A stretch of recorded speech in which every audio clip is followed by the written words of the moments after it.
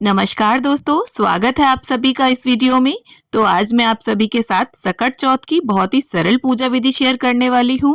तो सकट चौथ का व्रत माघ मास के कृष्ण पक्ष की चतुर्थी तिथि को रखा जाता है और यह पावन दिन माता पार्वती के नंदन श्री गणेश जी को समर्पित होता है।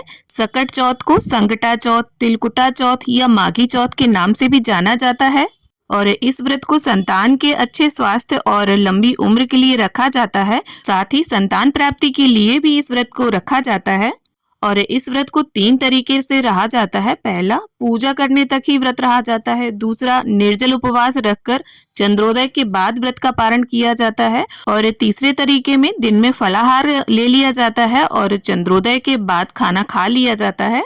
तो व्रत रखने का हर जगह का अलग अलग विधान है। तो चलिए, पूजा के लिए हमें सबसे पहले क्या करना है, इस प्रकार से एक चौकी लगा लेंगे हम। उसके ऊपर लाल या पीले रंग का वस्त्र हमने बिछा लिया है। अब देखिए, गणेश जी की पूजा में दूब घास का विशेष महत्व होता है, तो यहाँ पर मैं दूब घास का आसन दे रही हूँ। आप चाहें तो यहाँ पर तिलों का या अक्षतों का आसन भी दे सकते हैं। तो यहाँ पर पूजन के लिए मैं गणपति जी का फोटो ले रही हूँ। आप चाहें तो मूर्ति भी ले सकते हैं। तो इस प्रकार से उन्हें दूब घास के ऊपर विराजमान कर लेंगे और इसके साथ ही शुद्ध जल से भरा हुआ एक लोटा ले लेंगे हम। तो यहाँ पर मैंने पीतल का लोटा लिया है। आपके पास देखिए, अगर चांदी का लोटा हो तो आप उसे तैयार करें और चांदी का ना हो तो स्टील या पीतल का लोटा लें। और ये देखिए, अगर आप सुबह पूजन कर रहे हैं, पूजन के बाद सूर्य देव को अर्घ दें, तो आप तांबे का लोटा भी ले सकते हैं। तो यहाँ पर देखिए, मैंने कुमकुम से स्वास्तिक बना लिया है। सकट चौथ के व्रत में कथा का बहुत अधिक महत्व होता है, तो कथा पुस्तिका भी हम यहीं चौकी पर रख लेंगे। अब इसके बाद तिलों का आसन देते हुए एक शुद्ध देसी घी का दीपक प्रज्वलित करके हम रख लेंगे। तो देखिए, कोई सा भी व्रत पूजन हो, दीपक को प्रज्वलित करके ही आप पूजा को शुरू करें, क्योंकि दीपक जो है वो हमारी पूजा का, संपूर्ण पूजा का साक्षी होता है। अब इसके बाद गंगा जल और फूल की सहायता से स्नान की भावना से हम गणपति जी को छींटा दे देंगे और चौकी का भी पवित्रीकरण कर लेंगे। और इसके बाद देखिए, स्नान के बाद जिस तरह से वस्त्र पहने जाते हैं, ठीक उसी प्रकार से यहाँ पर गणपति जी को मैंने यहाँ पर एक पीले रंग का अंगोछा समर्पित कर दिया है। आप चाहें तो कलावा भी अर्पित कर सकते हैं। अब गणपति जी को यहाँ पर हम यज्ञोपवीत अर्पित कर देंगे। अगर आपके पास यज्ञोपवीत ना हो तो आप कच्चे सूत को भी 7 बार लपेट कर अर्पित कर सकते हैं जनेऊ की भावना से। अब इसके बाद गणपति जी के हस्त कमलों को हम चंदन और रोली से टीका करेंगे और साथ ही गणपति जी के वाहन मूषक राज, कथा पुस्तिका और दीप देव का भी हम पूजन कर लेंगे। तो देखिए, हमारे यहाँ सकट चौथ पर कलश स्थापना नहीं की जाती। अगर आपके यहाँ की जाती हो तो आप कलश स्थापित भी जरूर कर लें। और गणेश जी को रोली, कुमकुम, सिंदूर तीनों वस्तुएं ही अर्पित की जाती हैं। आप कोई भी वस्तु से गणपति जी को टीका कर सकते हैं। अब देखिए, ये तो आप सभी को पता होगा गणपति जी को दूब घास कितनी प्रिय है। तो यहाँ पर दूर्वा के 21 तारों का एक पुंज बनाकर मैं समर्पित कर दूंगी गणपति जी को।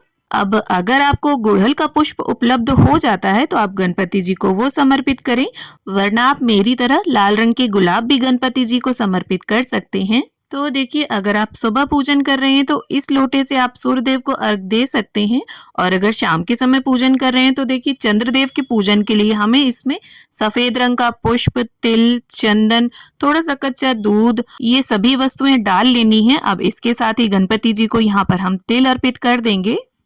अब देखिए, सकट चौथ पर गणपति जी को विशेष रूप से तिल और गुड़ के 10 लड्डुओं का भोग लगाया जाता है और ऐसा कथा पुस्तिका में भी लिखा है, मैं आपको आगे दिखा दूंगी। तो इस प्रकार से गणपति जी को हम लड्डुओं का और अपने घर की रसोई में जो भी आपने पूड़ी पकवान या कोई मीठा बनाया हो उसका भोग आप अर्पित करें। और गणपति जी को देखिए, सकट चौथ पर शकरकंद का भोग विशेष रूप से अर्पित किया जाता है। तो यहाँ पर उबली हुई शकरकंद का मैं भोग अर्पित कर रही हूँ और साथ ही गाजर के हलवे का भी भोग मैंने अर्पित कर दिया है और इसके साथ कच्चे नारियल का भी भोग हम गणपति जी को अर्पित कर देंगे। और इसके साथ ही जो भी ऋतुफल आपके घर पर उपलब्ध हों, आप उनका भोग अर्पित करें। अब देखिए, जैसा कि नाम से ही पता चलता है, तिलकुटा चौथ, तो यहाँ पर हमें तिल और गुड़ को कूट कर ले लेना है। और बहुत से लोग देखिए तिलकुट का पहाड़ बनाते हैं, सवा सेर का, और हमारे यहाँ जो है वो तिलकुट का बकरा बनाया जाता है। तो जैसा मेरे यहाँ होता है, मैं बिल्कुल वही विधि आपके साथ शेयर कर रही हूँ।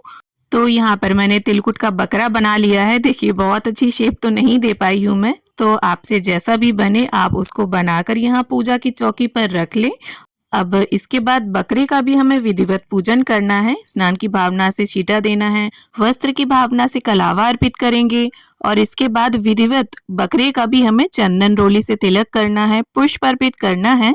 अब देखिए, जिस तिलकुट से हमने बकरा बनाया था उसी में से थोड़ा सा भाग निकालकर हम यहीं चौकी पर रख लेंगे और चंद्रोदय होने के बाद जब चंद्रदेव का हम पूजन करेंगे, उन्हें अर्घ देंगे, तो यही तिलकुट उन्हें भी जिमाएंगे। अब सीधे हाथ में तिलकुट लेकर हम सकट चौथ के व्रत की कथा को पढ़ लेंगे या सुन लेंगे। देखिए, अगर आप देवरानी जेठानी साथ में पूजन कर रहे हैं तो कोई कथा पढ़ रहा है, कोई सुन रहा है, तो काफी अच्छा लगता है। और जो भी कथा सुने वो हुंकारा जरूर भरे। तो यहाँ पर आप देख सकते हैं सकट चौथ की व्रत कथा की पुस्तिका में व्रत की विधि भी लिखी होती है। तो यहाँ पर साफ साफ लिखा है कि तिल के हमें 10 लड्डू बनाने हैं और उसमें से 5 ब्राह्मणों को दान कर देने हैं। और पुस्तिका में ये भी लिखा होता है कि कहीं कहीं पर तिलकुट का बकरा बनता है, कहीं कहीं पर तिलकुट का पहाड़ बनाते हैं और गणेश पूजन करके तिलकुट के बकरे की गर्दन घर का कोई बच्चा काट देता है। तो इस प्रकार से कथा को संपन्न करने के बाद कथा पुस्तिका में अंत में गणपति जी की आरती दी हुई होती है, तो वहां से आप आरती पढ़ सकते हैं अगर आपको ना आती हो। और हाथ के तिलकुट को गणपति जी के चरणों में छोड़ देंगे और थोड़ा सा तिलकुट हम इस लोटे में डाल देंगे। अब देखिए, यहाँ पर मैंने जो दीपक प्रज्वलित किया था उसी से मैं आरती करूंगी। अगर आपको इस दीपक को उठाने का मन ना हो तो आप अलग से दीपक लगाकर भी आरती कर सकते हैं। तो इस प्रकार से बड़े ही प्रेम भाव से हम गणपति जी की आरती उतार लेंगे। जय गणेश जय गणेश जय गणेश देवा, माता जाकी पार्वती पिता महादेवा। अब आरती को संपन्न करने के बाद गणेश जी के पैर छूकर पूजा में रही कमियों के लिए क्षमा याचना कर लेंगे और ऐसी प्रार्थना कर लेंगे कि प्रभु हमारे बच्चों पर, हमारी संतान पर सदैव अपनी कृपा बनाए रखना। तो इस प्रकार से विधिवत पूजन संपन्न करने के बाद आपको या तो एक चांदी का सिक्का लेना है या आप नॉर्मल सिक्का भी ले सकते हैं। तिलकुट के बकरे की गर्दन को काटने के लिए आपको चाकू का प्रयोग नहीं करना है और घर के किसी बच्चे से या किसी भी पुरुष सदस्य से आप इस बकरे की गर्दन को धड़ से अलग करवा दें। अब देखिए, जो बकरे की गर्दन वाला हिस्सा है तो जिसने बकरा काटा है उसे भोग स्वरूप उसे दें और जो धड़ वाला भाग होगा तो परिवार के सभी सदस्यों में उसे प्रसाद स्वरूप वितरित कर दें। और देखिए, गणपति पूजन के बाद जब चंद्रोदय हो जाए उसके बाद चंद्रदेव का भी आपको विधिवत पूजन करना है, अर्घ देना है, क्योंकि चंद्र पूजन के बिना सकट चौथ का व्रत पूजन जो है वो अधूरा माना जाता है। और यहाँ पर देखिए, कहीं कहीं पर सासू माँ के लिए बायना भी निकाला जाता है। तो अगर आपके यहाँ बायना निकाला जाता हो तो उसमें साड़ी, श्रृंगार का सामान, तिलकुट, ये सारी चीजें रखकर दक्षिणा के साथ आप अपनी सासू माँ को पैर छूकर उनके आशीष लेके उन्हें दान में दें।